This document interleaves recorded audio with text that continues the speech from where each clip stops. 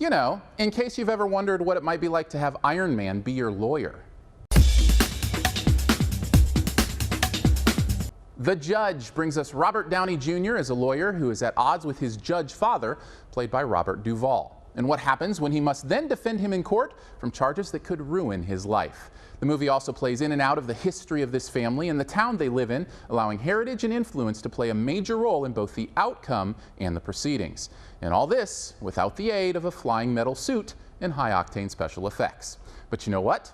Downey proves he doesn't need them. And I, for one, am glad to see him back in full-on acting mode. Now, don't get me wrong, his wit and charm are still fully present. He wouldn't be RDJ without them.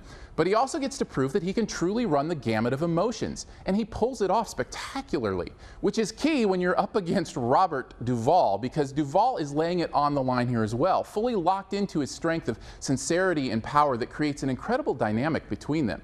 In fact, I thought the acting down the line was really powerful in this and made the family dynamic stuff in the plot feel absolutely genuine and worth exploring. But this movie is about more than a family. It's about a court case, remember? And despite the duo of dueling Roberts, that's where this movie's case doesn't quite hold together.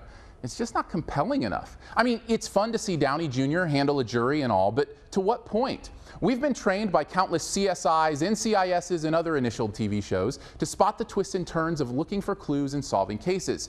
But here, there just isn't much interesting going on, which would be fine if the courtroom drama part of it were just a backdrop, but the movie seems to want it to be the central construct. There just isn't enough payoff for the amount of time we end up in the jury deliberating.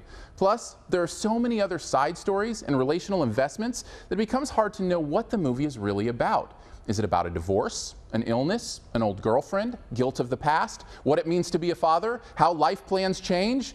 The answer, unfortunately, is all of the above, which is like answer K if you're following along at home on your pop movie quiz. And I should mention including all those relationships, backstories, and movie genres, and doesn't happen quickly, making the movie much longer than it really needs to be. By the time it's over, The Judge is a jumbled mishmash of movie tropes and types with a courtroom drama at the center that just isn't all that interesting.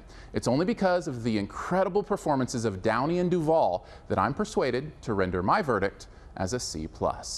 Thanks for checking out this Your Movie Friend review. You can stay tuned for this review's best ever challenge here in a bit. First, I want to throw some stuff up over here that you can click on. If you'd like to subscribe, which I'd very much appreciate, you can do that by clicking the big gray subscribe button. Want to see more? Well, my reviews for Dracula Untold and Alexander and the Terrible, Horrible, No Good, Very Bad Day, they're up there as well. You can also click the logo right up here to go to the all-new YourMovieFriend.com, where you can find a searchable database of reviews, as well as the written text of these videos. And finally, this review's best ever challenge. This is where you name the best movie ever in a particular category and also try to identify my choice.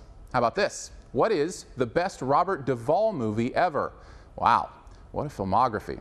Lots to choose from, but I'd probably be kicked out of the BFCA if I didn't choose the one with the strange connection to oranges. Drop your own answer and a guess at mine in the comments, and the first person to guess mine does get a point. Thanks, and please subscribe.